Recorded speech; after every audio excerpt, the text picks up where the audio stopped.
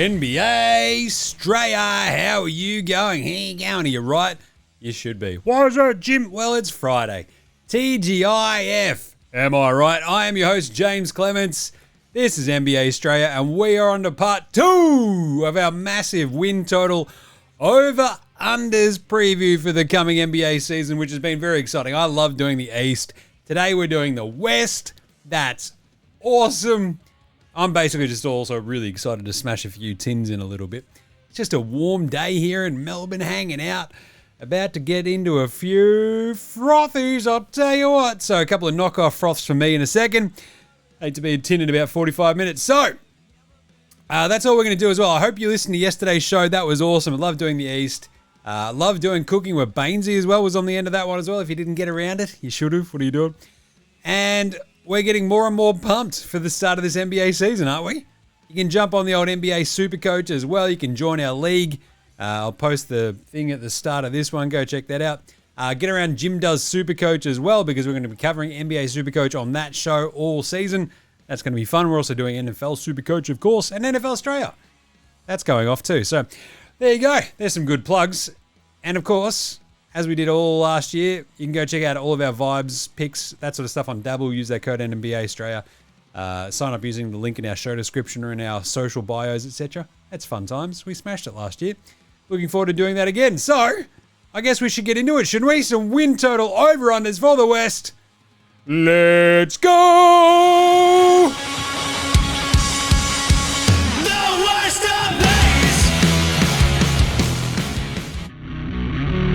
This is Josh Giddey. G'day, this is Andrew Gaze. This is Jack White. This is Joe Ingles. This is Dyson Daniels. This is Chris Anstey. This is Matthew Delvedova. This is Shane Hill. You're listening to NBA Australia. And you're listening to NBA Australia. And you're listening to NBA Straya. You're listening to NBA Straya. And you're listening to NBA Straya. You're listening to NBA Australia. And you're listening and watching NBA Straya. This is NBA Australia. Let's do it. Watch out for the shark attack. Oh, you better watch out for the injury attack again if you're Jaden Ivor. Let's start there with the daily, what is it, some sort of whip around, is it, Jim? Is that where you start the show off with? Oh, yes, it is. Jaden Ivey injured, kind of. Basically a bit of discomfort in his knee, so they went in, cleaned it up. He's going to be reevaluated in 4 weeks. So there you go, Jaden Ivey. And I mentioned this on the Pistons part of yesterday's show, right? The over-under, I went under their 46.5. Had them at basically, I think it was like 44 and 38. The same as last year, I think it ends up around. And I was kind of like, very wary of just their depth, talent, and improvement being completely linear and upwards, right? And Ivy being out to start the season for about a month or so obviously puts a bit of a cap on what they can get from that backcourt. And also, more importantly to me, like just the sheer experience of he and Cade playing together was the most important part for the Pistons this year, right? So much of their success and ongoing success was always predicated on the two of those guys being able to play together, getting really comfortable together, and playing off each other, etc. And Ivy being really, really solid as like the sort of hybrid replacement for Tim Hardaway, Malik Beasley, etc., who they've said goodbye to. So, bit of a kick in the dick for the Pistons fans, but I'm just saying, they'll be okay. They played a lot of basketball without him last year, but I just want to see the Pistons be good. I want Ivy to be good. This sucks. But anyway, there you go. Hey, Spencer Dinwiddie got waived. Do you reckon he was just so annoying talking about like crypto and shit in the club room? They're just like, I'm fucking... Like LaMelo's like, even I find this dude annoying. And I'm the world's most annoying motherfucker ever. Amazing. AJ Green got a $45 million 4-year extension. That's fine. Ish, right? Because I guess AJ Green, Giannis will enjoy watching AJ Green play for the Milwaukee Bucks on $10 million a year while he's on like the Knicks or whatever, right? This is like it's fair, right? AJ Green's been fine. But this is also the sort of thing that fucks Milwaukee up time and time again. When trying to build around Giannis. It's like, all right, cool. Who was going to pay that money for AJ Green? Probably no one. But now you did. And the last little bits of news, Jeremy Sohan's hurt his wrist. He's going to miss their opening game for the Spurs. And Paul George is expected to miss the opener for the Sixers. Oh no! Paul George missing games. Who could have seen that coming? Except, that's right, everybody. Right, there you go. That's it. Let's get into the over-unders for the West. Exciting times. Let's do it. The 2025-26 over-under team win totals. Western Conference. Friends. There you go. How good was yesterday's show? I enjoyed doing all the East ones. But relatively speaking, the East was kind of easy. Because a lot of those teams are a bit shithouse. The West is an absolute fucking dogfight from top, well, maybe 2 through like 14, right? As far as I can sort of project all of this, the very top of the West, OKC, looks pretty clear cut. The bottom, Utah, looks pretty clear cut. Everything else is a fucking dog's breakfast. So we'll do what we did yesterday. We'll go through it alphabetically and then I'll rattle off essentially my final predicted seedings for the end of the season based off my win-loss totals. And it's also worth remembering, I guess, what I sort of hit on last show, right? So much of this comes down to like your schedule and who you're playing in your division. If there's any of those sort of shit teams in that division, maybe that's a couple of extra easy wins. So you've got to factor all of this in when it comes to your over-unders. And you sort of also, injuries happen. You can't really predict injuries unless there's a history there. Anthony Davis, I'm looking at you. Zion Williamson, looking square at you. Or a history of dumb behavior. Bang, bang, Ja Morant. What do you reckon? The thing is, the West is fun. It's so fun. It's going to be awesome. And we're going to learn a lot about some of these teams pretty quickly, I think. There'll be some teams that take a little bit of time to sort of warm into themselves. That'll be the Lakers. There'll be some other teams that right out of the gate, you'll be like, holy shit, look out. That'll be the Spurs. So let's start at the very start of the alphabetical Western Conference order with your Dallas Mavericks. That's right, Jason Kidd got an extension because they're like, you're doing a great job, Jason. He's like, I am. Sick. How has that dude's last 6 months been? He fucking gets Luka trade up from under him by his dipshit GM Nico Harrison, and then they somehow land Cooper Flag. What a fucking roller coaster of emotion Jason Kidd's been on. Jesus. And now he's getting paid even more. Anyway, Dallas is over under for this year is 40.5 wins. 40.5. That's under 500. Geez, Jim, it seems a bit harsh. Yeah, remember Kyrie Irving is out for the vast majority this year. But of course, they did get the number 1 pick in the fucking draft because the NBA apparently might be rigged. So, Cooper Flag joins. They pick up D'Lo as well. They've got Anthony Davis wearing foggles next to his big mates Dan Gafford and Derek Lively. They've got all these sort of big wings like coming out the old wazoo, PJ Washington, Najee Marshall and co. They've got our man, Dante Sexum up, Kangaroo Kobe Exum. And still, the Dallas Mavericks over-under just basically still fucking hinges on whether or not Anthony Davis can stay healthy and play more than 60 games. Right? That is so much of what this just comes down to. It's just infuriating. You can dig into it, you can look at the numbers. But I feel like also this year with them going, how about we try a supersized lineup? That's going to be fun. If AD does miss time, I still kind of feel like they can eke over. I have their record at about 42-40, which is essentially trying to thread a bit of a needle of like the learning curve for Cooper Flag playing real life, actual NBA games. Anthony Davis fucking standing up in a soft breeze and hurting himself and just trying to go, right, well, because they've been trying, like Cooper Flag is so malleable that it makes all of their lineups just really workable. You can play him at the point guard in a super duper size lineup next to Clay, next to PJ, with AD at the 4 and either Gafford or Lively at the 5. Super duper size. Love that one. Or if AD's missing time, you can have Lively at the 5, Lively or Gafford at the 5. You can have either Washington or Marshall at the 4, Flag at the 3, Clay at the 2, start D'Lo. And you're like, that's actually not too shabby.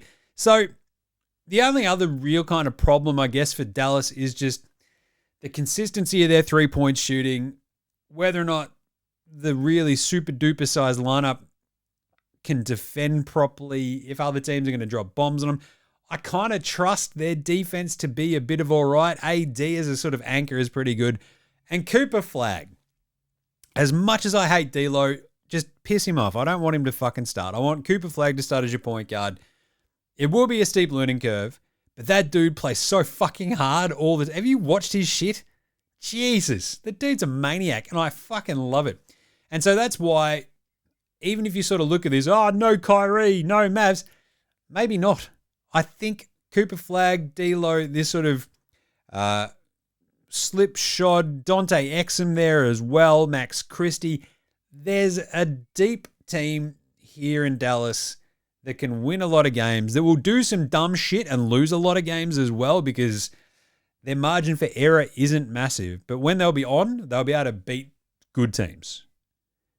And so I've got them at the 42 and 40 mark. That's baking in a bunch of missed time for Anthony Davis. If he actually plays this entire season, more than 70 games. He's done that once since 2017-18. Jesus. And that was with the Lakers in 23-24. If he can do that, play more than 70 games, they should fly over that 42-40 mark. I'm just trying to take a little bit of a conservative approach with that one. I don't want to get too hypey, but I'm pretty fucking high on Dallas. Can you tell? Just saying. I like Dallas. We're going over. Another team I love, the Denver Nuggets. Love me some Denver this year. 53.5 is their over-under. 53.5 wins. I'm going over. Only just because, again, I have them at 54 and 28 for the minute. This is an awesome team. I also kind of feel like in years past, we've sort of seen Denver have a bit of a crack and also sometimes just go, look, we're old. We'll be fine. Let's just keep pushing. Let's just keep on going. She'll be right. And then they kick it into gear in the playoffs and you go, oh, geez, they're unreal, right? So you sort of look at the last few years.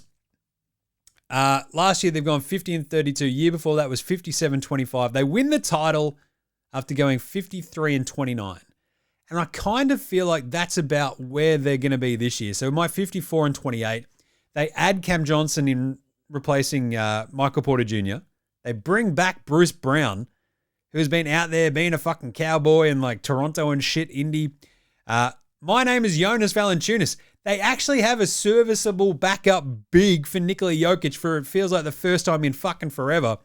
Tim Hardaway Jr. coming off the bench as well. Suddenly, that's a better fitting, hard-working, sweet shooting wing who everyone doesn't fucking hate in Cam Johnson. A do-it-all bench dude in Bruce Brown who you can plug and play no matter what you need.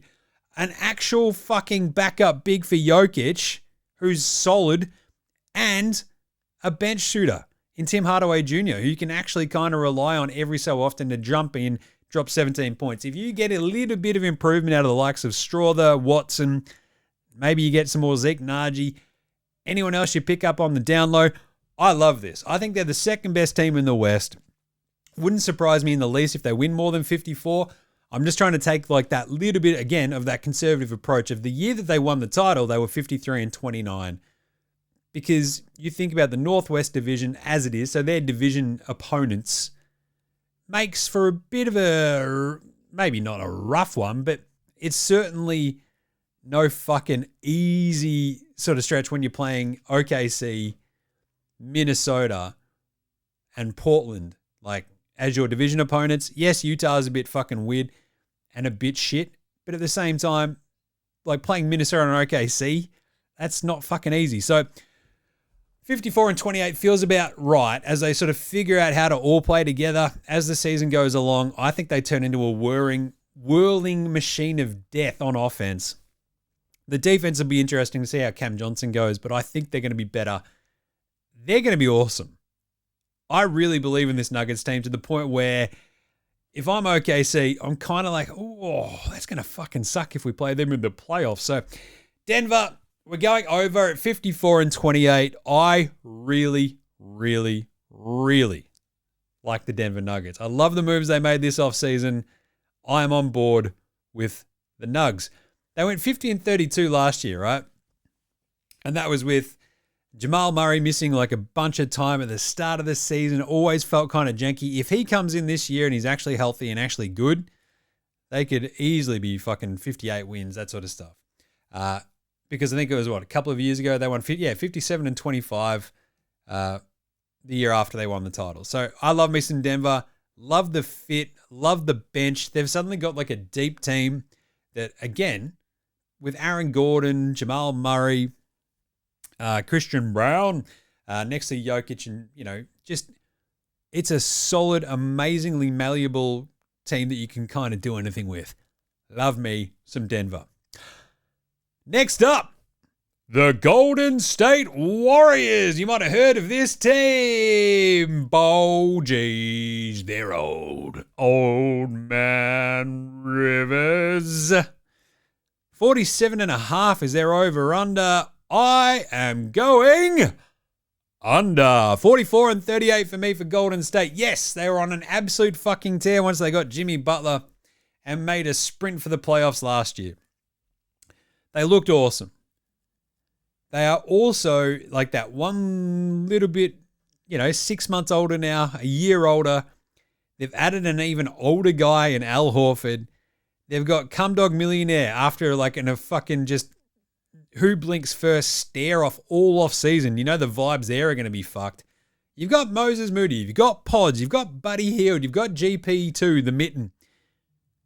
If Al misses time though, you're like, oh, cool, we're starting Trace Jackson Davies next to Draymond and Jimmy Butler or Q Post, right? Yes, their pace last year once they added Butts was awesome. Jimmy Butler gives them some shit. I like that. But Jimmy Butler, Draymond Green, and Steph Curry, I'm just saying, that is an old, and you add Al Horford to that core as well, that is an old fucking core. And I tend to just take a little bit of a step back on old ass cores and just fucking pump the brakes a little bit on the regular season wins because they've got to pace themselves. They've got to chill.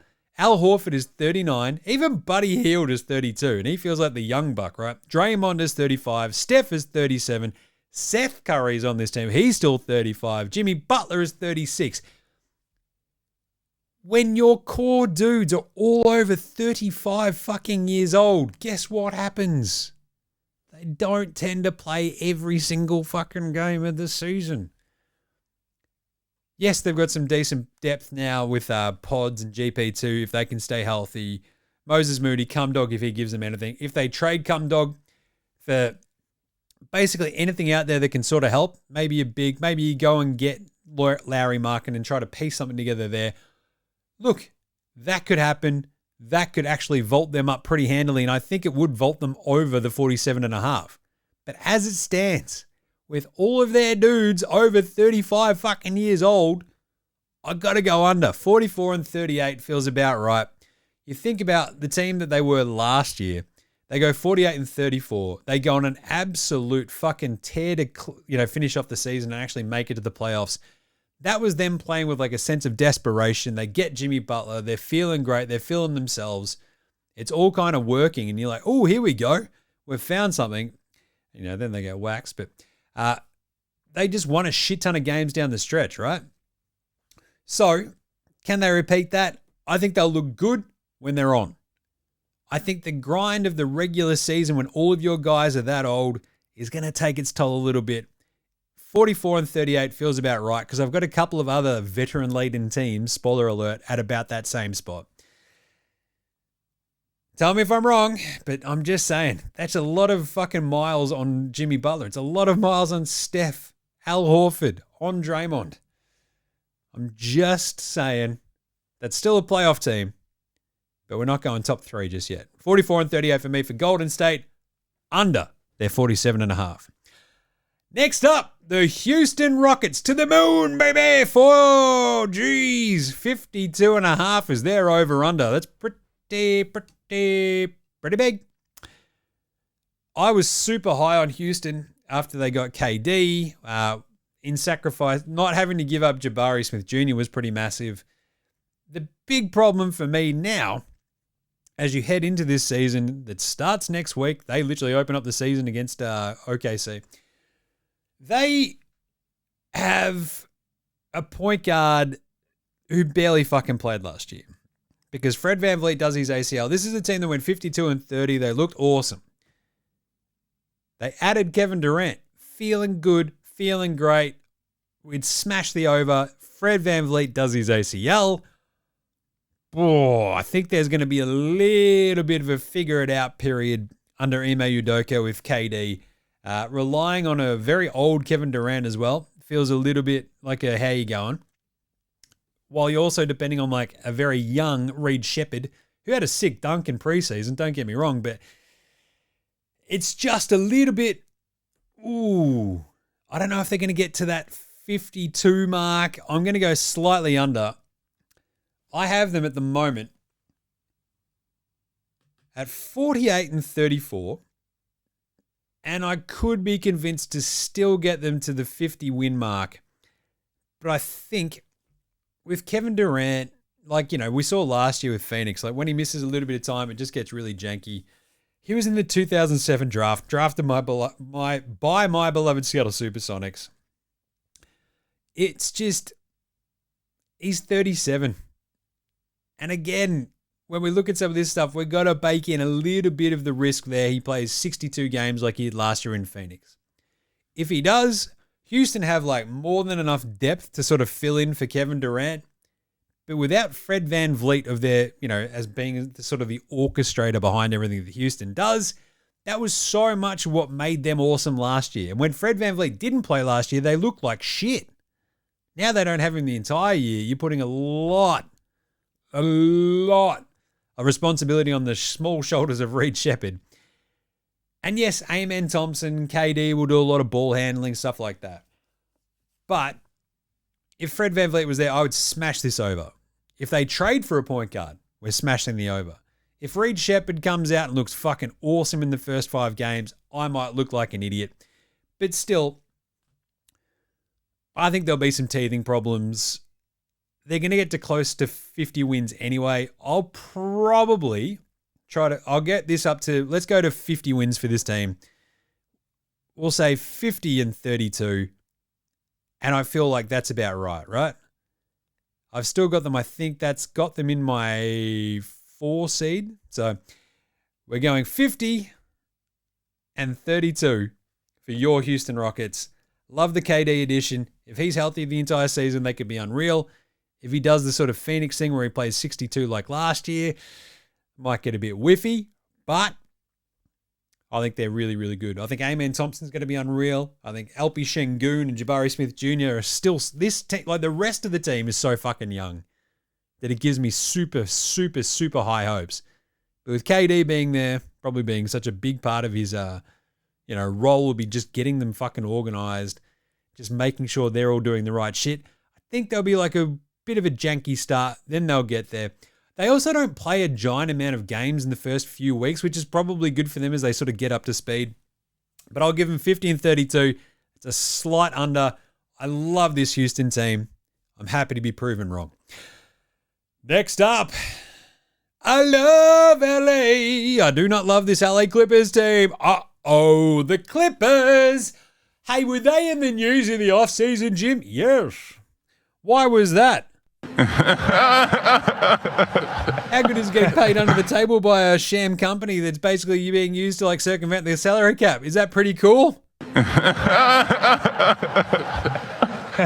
also loved a bunch of the questioning approaches of Ramona Shelburne and some of the other fucking journos and stuff there going, hey, so what did you actually do for them? He's like, and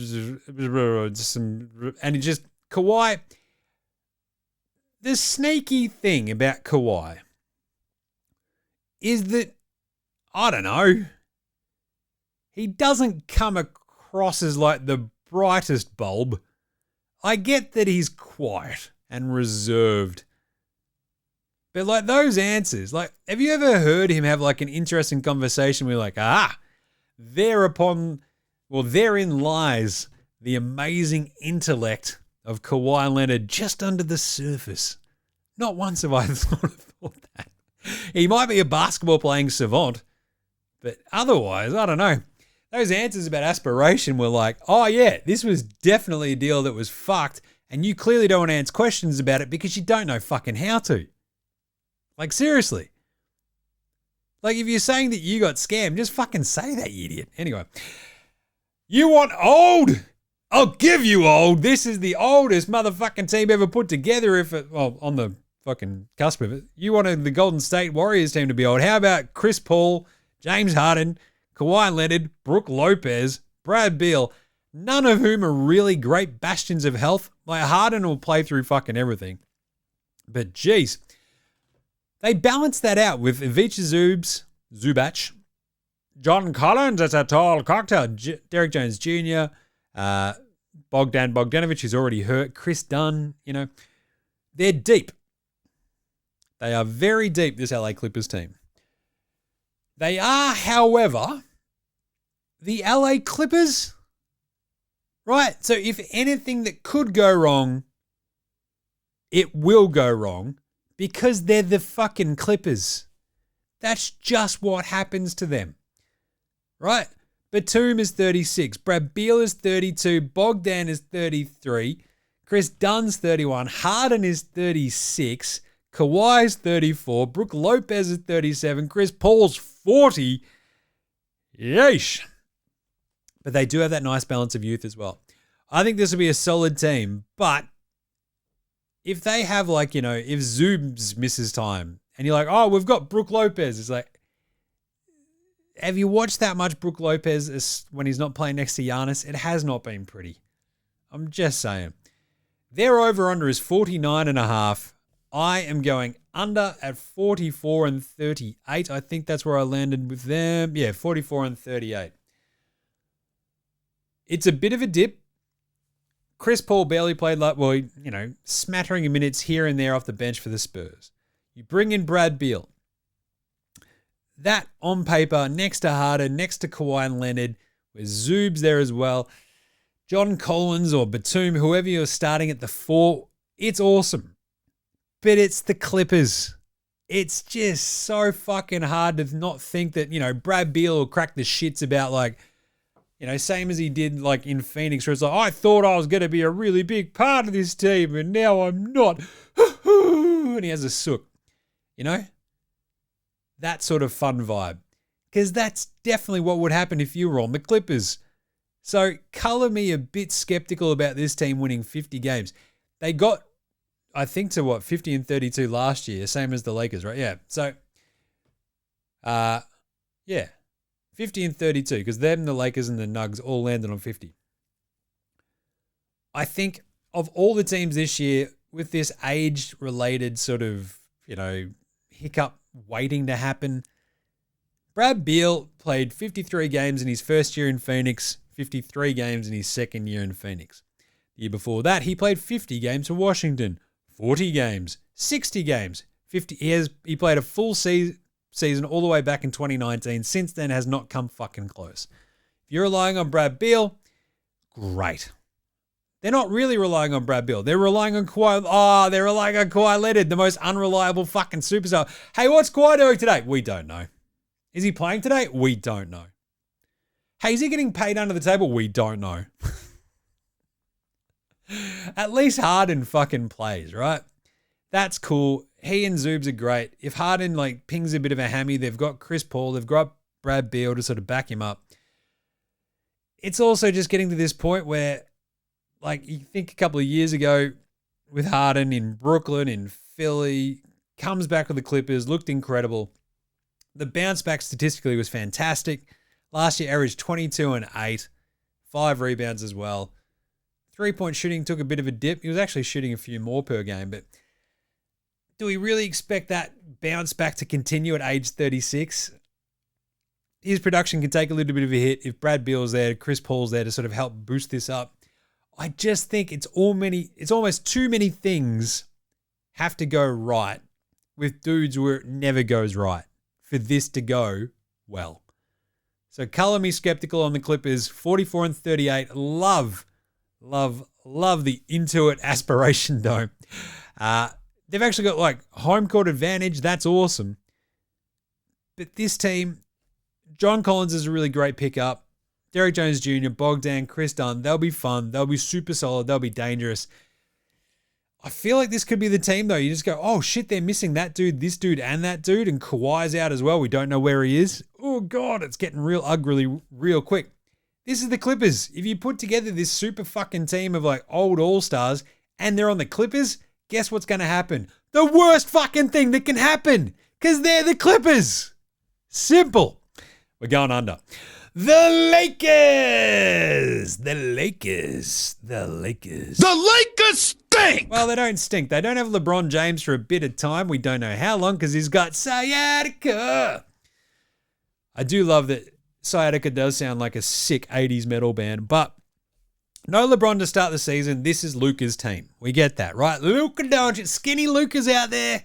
He's going to be causing all sorts of havoc. He's loving life, enjoying his ability to run around and just do a number on all the model/actresses of LA. He's having a great time. He's skinny. He's fit. He's playing with DeAndre Ayton. It's Luka's team, which is cool. The big question is there anyone else fucking good on Luka's team? Oh, but Jim, Rui Hachimura, Rui, sure. DeAndre Ayton, sure. Austin Reeves, okay, that's not a problem. The problem is, like, once you sort of get past this point, we understand that, yes, this will be kind of a scrappy team that's kind of held together with Luka glue. Gross. But Marcus Smart's on this team. He was done 2 years ago. They've got Gabe Vincent, who is like in and out of the lineup. When he's out there, it's awesome. When he's not, who fucking knows? Dalton Connect, is he any good? We don't know. Vanderbilt, Jake LaRavia. The thing is, Luka excels when he's just got giant 3-and-D wings beside him and a half-decent defensive big. You can, if you squint, the Lakers kind of look like that, but it's also kind of a shit version of that. Is DeAndre Ayton any fucking good? I don't know. He's going to play with a really fucking good point guard who's going to throw him some lobs. That's always been a good spot for DeAndre Ayton. Remember the valley oop, right? He might resuscitate DeAndre Ayton, but the biggest problem for me for this Lakers team, the over-under is 47.5. That's dropped a bit since LeBron's out.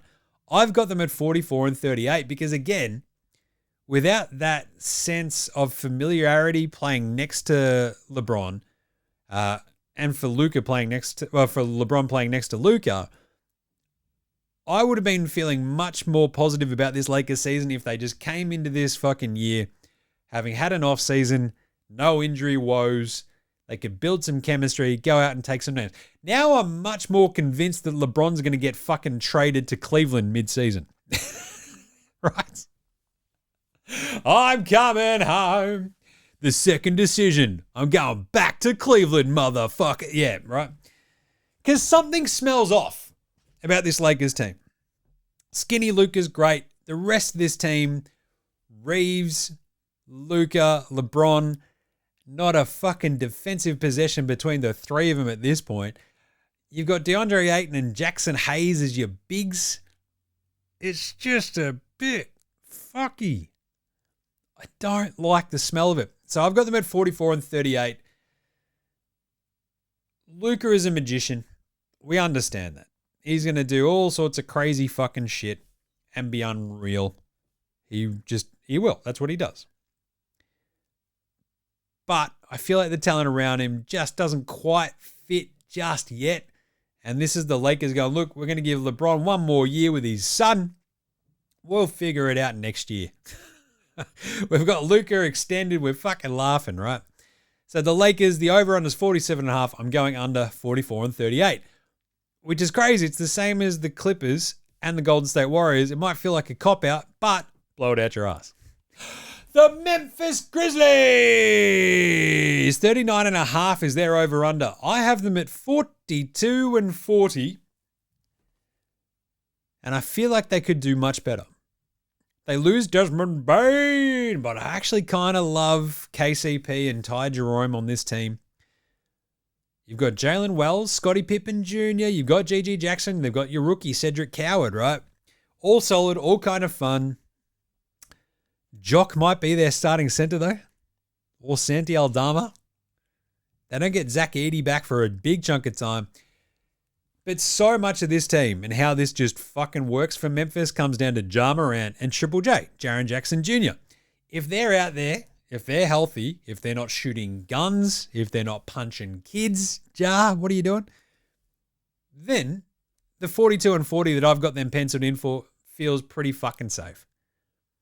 If they miss any chunk of time because of, I don't know, Ja Morant goes careening into a fucking another crowd of 8 dudes and goes down with like an ankle twist, which he kind of already did in the preseason, and misses like a couple of weeks, Scottie Pippen Jr., Ty Jerome, solid backups. KCP is your 3-and-D wing, kind of solid. Don't mind it. There's just sort of like if Ja and Triple J are sort of out for any bit of time, the top end talent of this team is lacking severely, I think. But they are solid. I'm not convinced about their coach, Thomas Isalo, but I believe in Ja. I don't know why, but I just do. I just fucking love him. He has played 50 games. He played 50 games last year, played 9 the year before, 61, 57, 63, 67. He misses games. It's what he does. He plays fucking reckless. Doesn't shoot threes that great, but he's unreal when he does play. And when he and Triple J play together, they win a fuck ton of games. I'm going 42-40 because I'm optimistic about Ja and Triple J sort of sticking together, staying healthy. And this solid crew behind them just kind of feels like it fits. I really like Jalen Wells is solid. Ty Jerome is sort of perfect for this Memphis team. As long as he doesn't have the fucking yips like he did in the bloody playoffs for Cleveland last year. But either way, I think Memphis go over 39.5. I think they're above 500. The Minnesota Timberwolves. Wolves. 49.5 is their over-under. I have them at 52-30. This is over, but this is also the team where if anything happens to Anthony Edwards, this goes sideways real fucking quick, right? If Ant-Man misses any sort of time, this can get super fucking squirrely. I also initially went into the season thinking, how about 54, 56 wins for Minnesota after their 50-32 last year? It was a bit of a bet on Ant-Man being better and taking a little bit of a step and feeling good, better about his game and becoming the absolute roll gold super duper star MVP that we thought we might get last year and we didn't quite. He can probably still do that. But the problem is they lose Nicky Alexander-Walker. They've paid Naz Reid. They keep him. They've got Jaden McDaniels. They've got Julius Randle. They've got maybe Rob Dillingham to take a bit of a jump. They've got Donte DiVincenzo. Terrence Shannon Jr. and Jalen Clark become wildly important to this team pretty quickly. But everything hinges on Ant-Man. Probably more so than maybe apart from the Lakers. Like one dude, just fucking everything just hinges on that. Because even Memphis, if Ja goes down, they've got Triple J. They've played without Ja for large stretches. Maybe not without Bane, but Ant-Man, without him, this team looks fucking horrible real quick. If he's just out there, and we all know that he's a mad dog, he's going to play his ass off. I love him. That's why I have gone on the optimistic side and gone with the over, the 52-30, even though they didn't really improve this team this much. Hopefully a little bit of internal improvement from Rob Dillingham, from the Terrence Shannon Jr., Jalen Clarks, and they're going to be fine. They'll maintain and be a bit better this year. I think they're going to be really fucking good. I think they'll be a defensive menace again. They'll be tough to play. Losing Nick Alexander-Walker hurts, but keeping Naz, that was a big move. It's fine. What happens with Rudy this year? We don't know, but I like Minnesota to still go over. The New Orleans Pelicans. Can they be the Pelicans this year and not the Pelicans? Maybe. Their over-under is 30.5 wins. And I have them over. Because 30.5 for this collection of talent feels a bit on the money, which is why it's 30.5. I'm a little bit more optimistic, though, that Skinny Zion, and the key there is, like, he's gotten in shape. He's moving better. He's not waddling around. And, like, I think if he has, like, lost a little bit of that weight, puts a little bit less stress on his body, maybe he stays a little bit healthier than he has in years past, because he fucking has to, right? Zion, he looked really good when he was out there on the court against United and the Phoenix, but at the same time, most teams would have.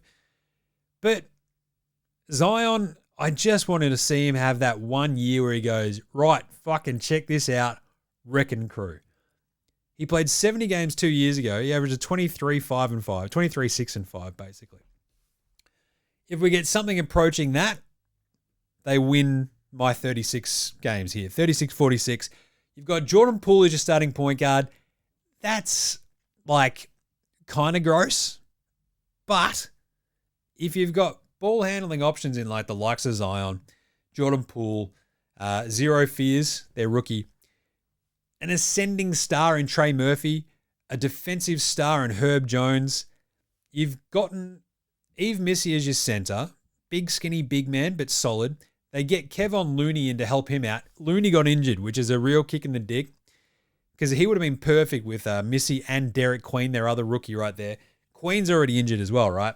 So this is where I would probably be feeling a lot better about New Orleans if they were healthy, if Looney was healthy, if we had a full clean bill of health on, like, Queen and Herb Jones and stuff. Hedging it a little bit, 36-46. I think they're good. The games that Zion misses will be pretty tough.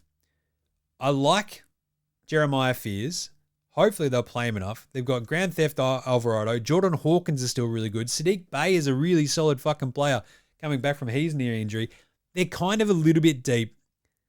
If they can just be a fucking defensive menace, and then on offense, Zion and Poole can just fucking sing with Trey Murphy doing shit as well, it'd be a fun team. They're not a world-beating team. They're not a West-leading team. They will be a bit of a pain in the ass, maybe not as shit as they've been in years past. 36-46, over for the New Orleans Pelicans. Then we get to the reigning champions, the Oklahoma City Thunder. Wow, their over-under is 62.5. They're bringing back the exact same team from last year. They were awesome last year. No shit, Jim, they won the title. Yeah. So why is it 62.5? They went 68-14 last year. You know what I reckon and they've set a record for point differential. You know what I reckon they're going to do this year? Be better. They didn't have Chet for half the year last year. I think they're going to post a better point differential. I think they're going to win 70 games. And it's weird that people are a little bit like, oh yeah, OKC, they won't be as good. What? Why? They're all super fucking young, bro. SGA wins the bloody MVP. He's 27. Dort's 26. You've got our man, Chet, 23. Hartenstein, hello. If he's healthy going into the season as well, you get him for a big chunk of time. 27. Isaiah Joe, 26. Cason Wallace, 21. J-Dub, 24. This team is the perfect under-the-radar champ that is going to come out and fucking lay waste to the NBA regular season this year. Seriously, they're the perfect under-the-radar champion. There's fuck all shit talking from them. They've got no vibe of hate. Like, usually the champion becomes the fucking target the next year, right? So, I've got to take down the champs. OKC don't fucking care what you think, right? They're so young. They're so angry. They're just going to go out there and just fucking eye the tiger and kick everyone's fucking ass again. That's my prediction. With more than half a season from Chet, with Hartenstein there as well, a year under his belt in this system, even more improvement from J-Dub. You've got the reigning fucking MVP. You've got Topic coming back. You've got Dort. You've got Caruso. They all know how to play together. You got young dudes you're going to be getting even more game time into. They're deep. They're terrifying. OKC, 70-12. We have a 70-win team. That is my fucking prediction for this year. I'm locking OKC going over. 62.5 is a slap in the face. That is disrespectful to OKC. 70-12. You heard it here first. Opposite end of the spectrum. Like, their defense for OKC, holy shit. Like, they could just be so fucking terrifying. And then the offense just gets going the other way and they're going to kick your ass. It's terrifying. Anyway, on the opposite end of the spectrum, the Phoenix Suns. Oh, we traded Kevin Durant. What'd you get? Oh, a bag of chips. It's so fucking... Phoenix are a disaster. An absolute unmitigated disaster. But it's okay. We're going to pay Devin Booker $500 million. Their team at the moment is Devin Booker, Jalen Green, Ryan Dunn, or Royce O'Neal, Dylan Brooks, Mark Williams, or the rookie Cameron Maliwach. Yeesh. Jalen Green trying to play next to Devin Booker will break both of their brains. They're going to fucking hate each other. Hey, at least Jared Butler did some cool shit the other day. Anyway, Grayson Allen, Royce O'Neal, they've got Nick Richards and Mark Williams. They've just gotten the team back together from Charlotte a couple of years ago. It is absolutely gross NBA basketball negligence that's going on in the desert. It hurts my brain. It hurts my heart. They're just like, please, Brad Beal, fuck off. Kevin Durant, you go to Houston. He's like, all right, fucking see us. It is gross shit what they're doing in Phoenix. Their over-under is 31.5. I have them going under. I think this comes down to like the second or third worst team in the West. The way that it's put together makes no sense. The way they're going to play probably makes little sense. They'll have some games where they look amazing. They look super exciting. They'll probably start the year off on a bit of a tear. And they'll be like, oh shit, maybe the Suns is going to work. And then you'll be like, wait a minute. Nah. Right? So they start the season in Sacramento. Then they play the Clippers and Denver. Then Utah, Memphis, Utah again. Then they have this run where they play the Spurs, Golden State, the Clippers, and then the Pelicans. Dallas, Indy, Atlanta. That's mid-November. It could be just like, oh shit, teetering, and fall off a fucking cliff from there, I reckon. Phoenix, we're going under. I hate what they've done. The roster is gross. It's just brutal. Ew, Phoenix. Under. The Portland Trailblazers, 34.5 is their win total over under this year. I am fascinated by this Blazers team. 38-44, I have them at. So we're going over for the Blazers. You've got Jrue Holiday coming in for Anthony Penny-Simons. Scoot Henderson's already injured and out for a bit. But you've got Jrue. He's the adult in the room. He can still play a bit. He had a really rough time on the Celtics last year. It was kind of weird. He's had a couple of good preseason outings. I don't know. So much of this sort of comes down to Shaedon Sharpe and his breakout potential here next to Denny Avdija, next to Jeremiah Grant. But the sneaky cool thing about the Blazers, it's not even that sneaky, is Toumani Camara and Matisse Thybulle. Their ability to go fucking Bash Brothers defense on motherfuckers is awesomely exciting, right? Because you think Portland's got 27 centers already as well. Like, if Time Lord can get out there and just be like a fucking defensive stopper for a little bit, with the way that they've got, Yang Hansen, our man, do-up, bop, do-up, shabba bop, do-up. And obviously they started Donovan Clingan, who just played some pretty decent preseason games as well. You can see the outlines of a half-decent team here. The big problem is the Scoot injury, and it's a real fucking shame, right?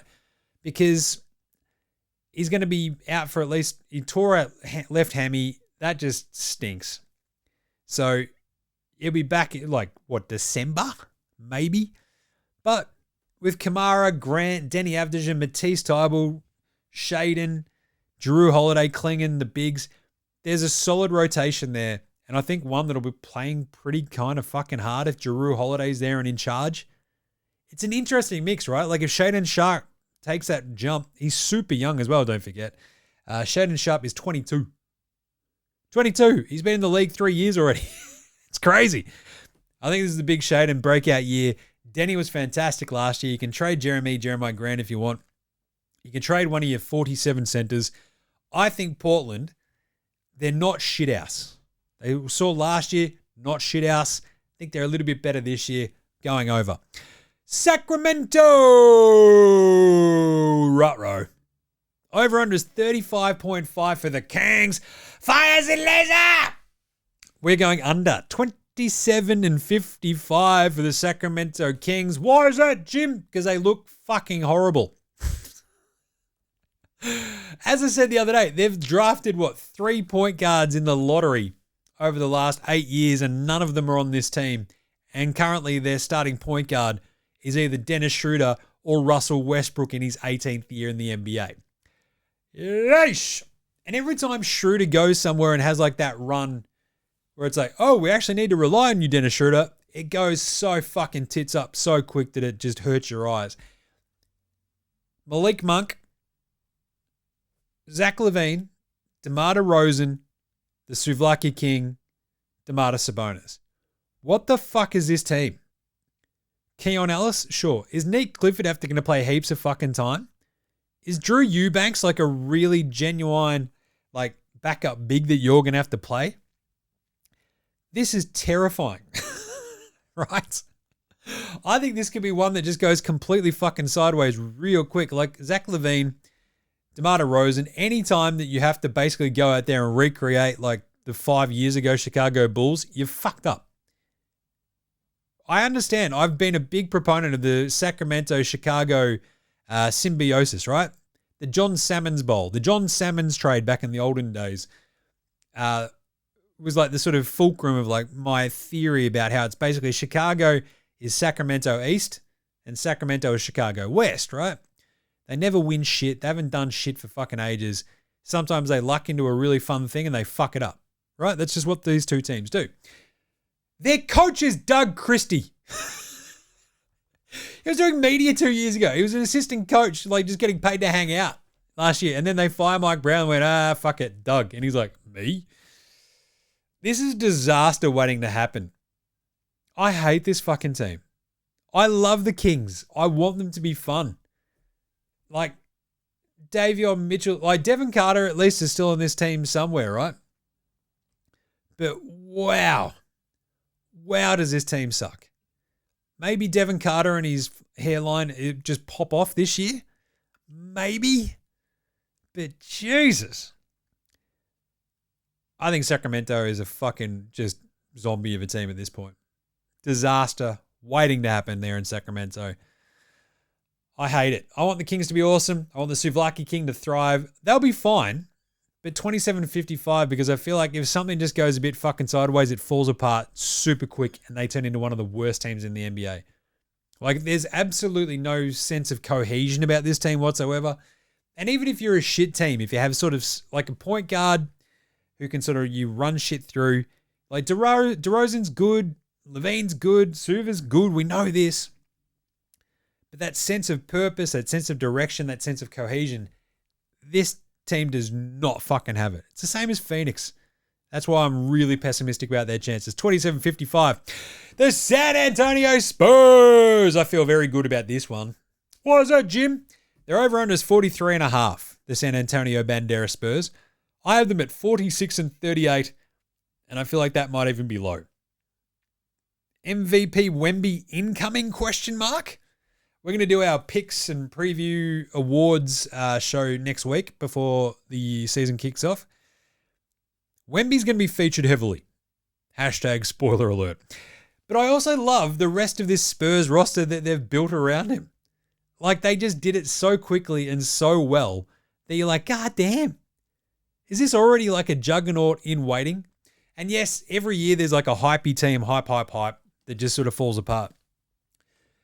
De'Aaron Fox is already injured, we get that. But they have Dylan Harper ready to go. They've got Stephon Castle, who won the fucking Rookie of the Year last year, don't forget. And Wemby. So you've got this young core that it's already there. You've got Jeremy Sohan, already mentioned that he's out with a wrist injury, but still.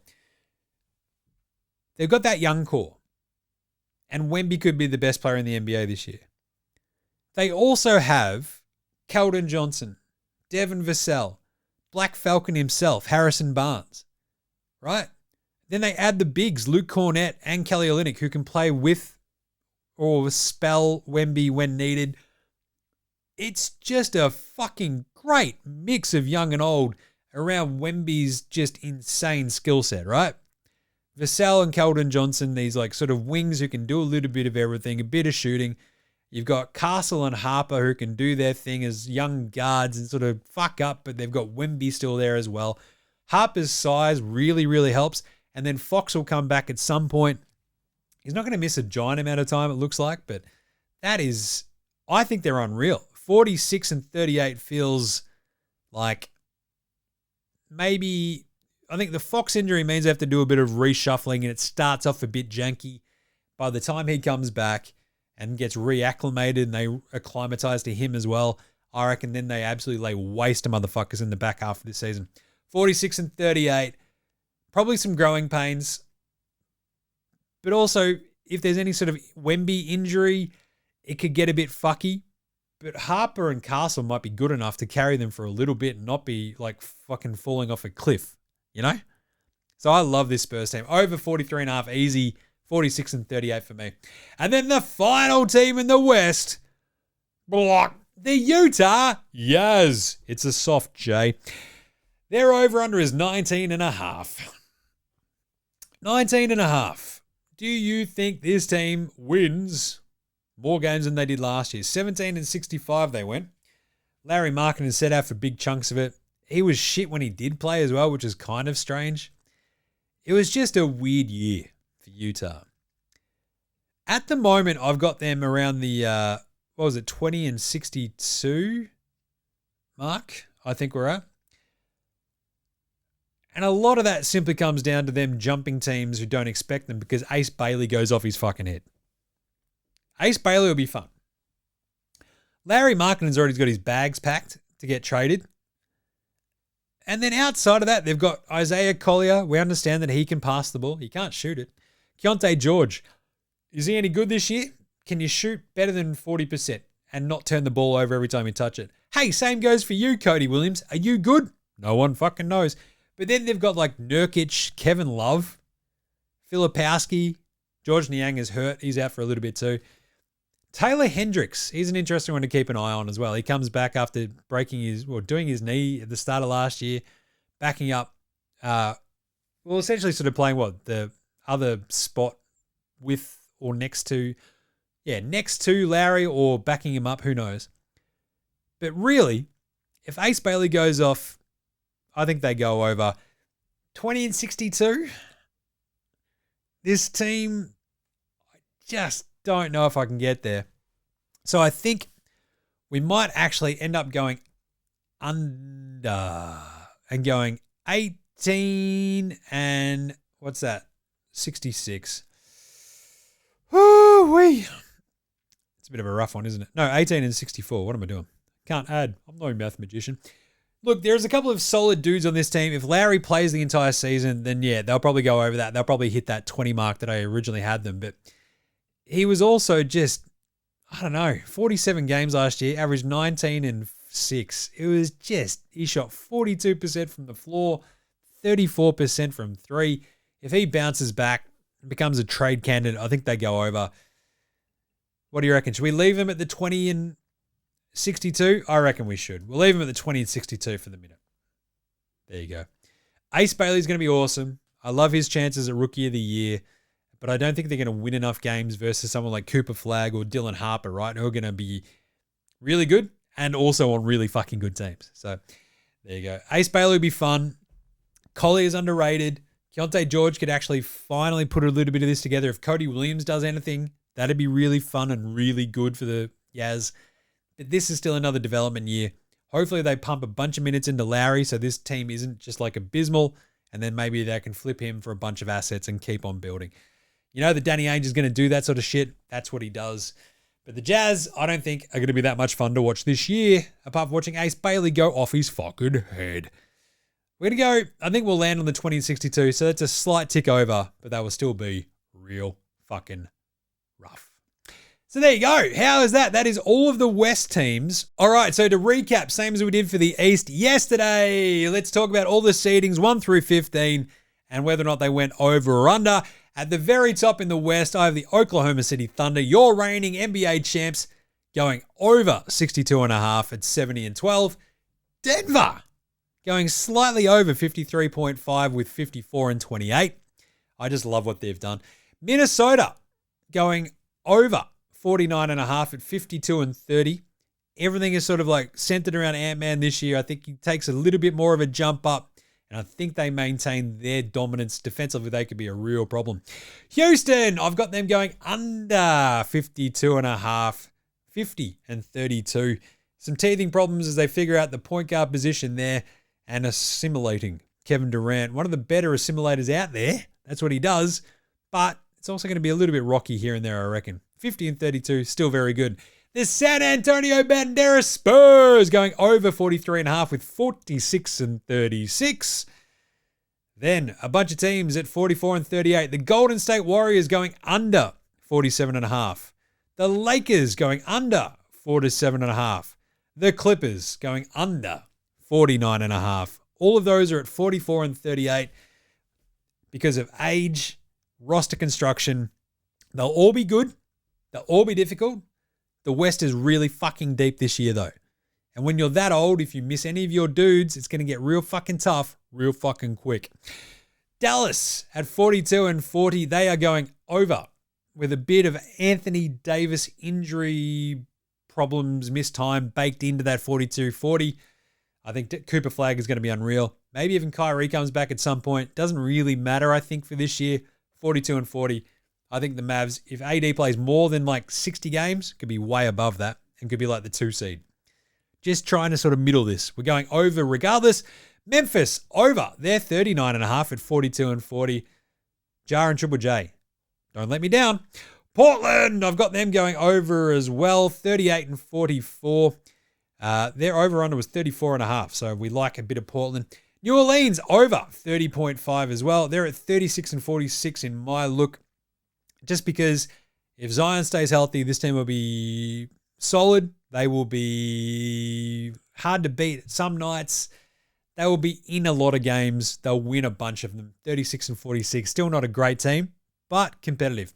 Phoenix, not as competitive. 28-54. I'm going under. They're 31.5. Do not like the roster construction there. Same goes for Sacramento. Under 35.5. It's my biggest under in the West. I think it's a disaster zone over there in Sacramento. 27-55. It just gets ugly real quick.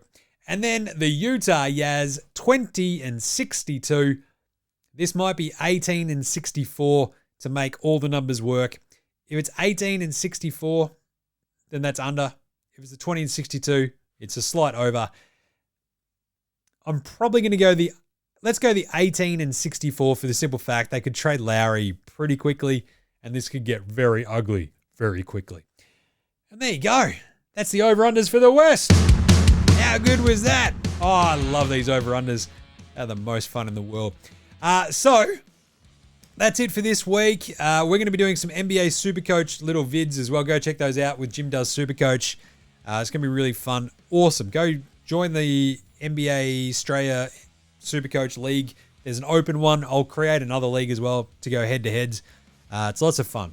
Building out that roster has been awesome. I'm excited to play some more Supercoach. You can follow all of that on Jim Does Supercoach, as well as all the NFL Supercoach gear that we've got in there too. So we'll be back next week to do the awards predictions, all the NBA Straya awards, and preview like the first couple of games, because it's coming fucking next week very quickly. The season is here, basically, right? It's a way to get these done at this end of this week. There's no other time. So get around NBA Straya on Twitter, Facey, IG, TikTok, YouTube, all that good stuff.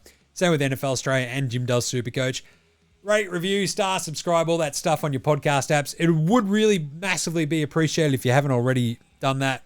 Leave a review on the podcast app. Leave a comment on the YouTube. Just go out and help a brother out. Same goes for all the picks we'll be doing this year, including all those over-unders. Hopefully, I think they'll be up there. On Dabble, you can follow us on Dabble using the code NBA Straya or NFL Straya if that's your thing. You can join up using the link in our show description or on the links in our socials. Just click through. It's right there. You can follow us on Dabble. Check it all out. It's very, very fun.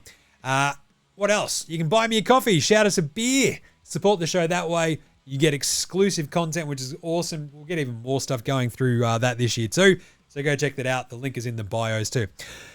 That's it.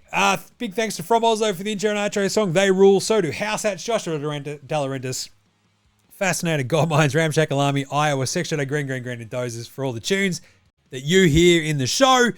Smash them on Bandcamp, Triple J and Earth, Face Apple Music, Spotify. Ever listen to your bands? NBA Australia Sports, Australian bands. So should you. We'll throw yesterday's Cooking with Bainesy on top of this one as well for you if you want. Maybe. Yeah, why not? It was fun. And we will catch you next week for a big bunch more NBA season predictions. It's going to be fun. All right. It's been a big week, you dickheads. This is NBA Australia saying, look after yourselves, would ya? And later, hose on!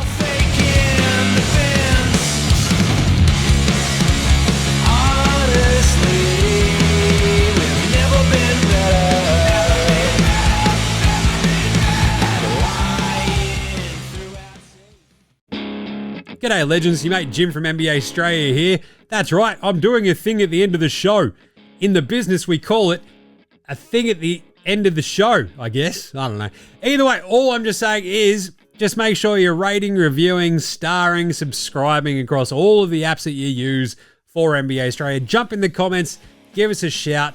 We'll bang you in the air, nahs. Any other questions? I'll have a crack. I've got nothing better to do, basically. Also, just ask any questions, tell me what you want to hear from the show, and sing out and let us know. And of course, if you want to help support the show, jump on the old Dabble, use that code NBA Australia, click on the link that's in the show description or on the socials. It goes up whenever I do the morning vibes, etc. So if that's your thing, jump on there, use that code NBA Australia, and remember, look after yourselves, would you?